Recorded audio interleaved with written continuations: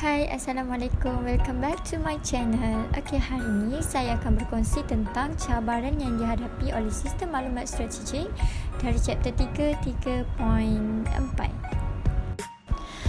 Tanpa kita sedari, sebenarnya menggunakan sistem maklumat strategik itu sendiri adalah cabaran terhadap sesebuah organisasi ataupun syarikat kerana ia memerlukan koordinasi teknologi, koordinasi organisasi dan pengurusan yang betul.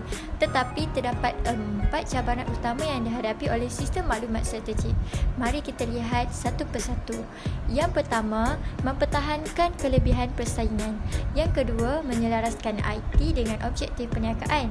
Yang ketiga, senarai semak pengurusan. Dan yang keempat, menguruskan peralihan strategik.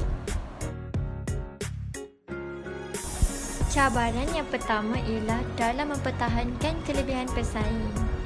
Okey, kelebihan pesaing ni apa?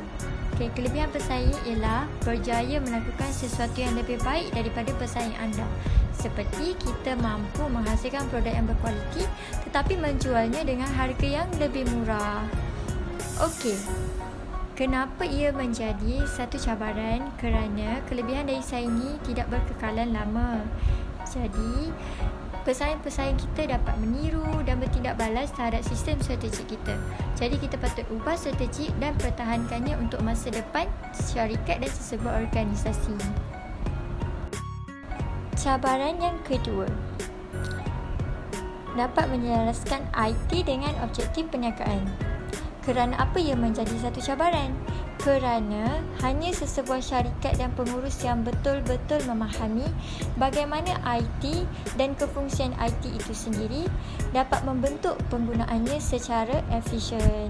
Secara tak langsung, ia dapat memberi kesan terhadap pendapatan dan keuntungan sesebuah syarikat.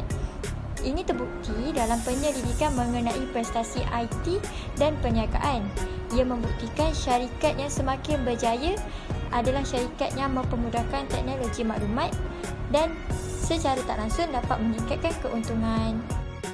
Seterusnya, untuk cabaran nombor 3, melakukan senarai semak pengurusan, iaitu kita akan melakukan analisis sistem strategik supaya kita dapat tentukan jenis sistem mana yang dapat memberikan kelebihan strategik kepada syarikat kita. Ada 3 persoalan utama dalam senarai semak pengurusan. Yang pertama, di manakah struktur industri firma itu berada? Yang kedua, apakah rantaian nilai perniagaan firma dari industri untuk firma ini? Yang ketiga, sudahkah kita menyelaraskan IT dengan strategik dan matlamat perniagaan kita? Jom kita lihat apa persoalan dalam setiap persoalan ini. Dalam poin yang pertama, iaitu di manakah struktur industri firma itu berada, kita akan analisis apakah kelebihan daya saing industri. Apakah terdapat pendatang baru dalam industri ini? Apakah asas kualiti, asas harga, asas jenama pesaing? Dan bagaimana industri sekarang menggunakan teknologi maklumat? Untuk persoalan yang kedua, apakah rantaian nilai perniagaan firma dan industri untuk firma ini? Okey, dalam persoalan ini kita akan analisis bagaimana syarikat mengurangkan harga, meningkatkan kos transaksi atau meningkatkan kualiti untuk mewujudkan nilai bagi pelanggan. Dan adakah syarikat boleh menggunakan amalan terbaik yang ada untuk memahami dan menguruskan proses perniagaannya? Atau adakah syarikat memanfaatkan kecakapan utamanya? Dan di mana posisi syarikat dalam rantaian nilai sistem maklumat yang memberi nilai terbanyak kepada syarikat?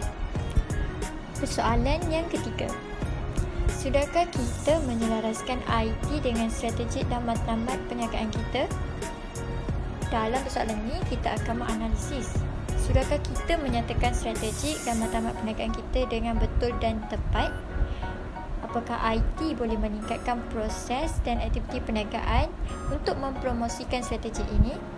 Dan apakah kita menggunakan metrik yang tepat untuk mengukur kemajuan menuju tujuan yang betul? Baiklah, kita pergi ke cabaran yang terakhir, iaitu menguruskan peralihan strategi. Dalam menguruskan palihan strategik, sebenarnya ia sangat mencabar kerana ia akan memberi kesan kepada perubahan objektif perniagaan, perubahan hubungan dengan pelanggan dan pembekal, dan perubahan proses perniagaan. Kerana perubahan teknologi sosial boleh mempengaruhi elemen sosial dan teknologi dalam sesebuah syarikat tersebut. Jadi, sesebuah syarikat dan pengurus perlulah sentiasa peka untuk menjaga hubungan rapat antara pembekal dan pelanggan. Pengurus juga perlulah merancang proses perniagaan baru untuk mengkoordinasikan aktiviti syarikat antara pelanggan, pembekal dan juga organisasi yang lain. Kesimpulan yang saya dapat ialah sistem maklumat memerlukan koordinasi teknologi, koordinasi organisasi dan pengurusan yang betul untuk menghadapi setiap cabaran. Itu sahaja daripada saya. Thank you for watching, and if you think this video helps you, don't forget to give me subscribe and like. See you on the next video. Bye bye.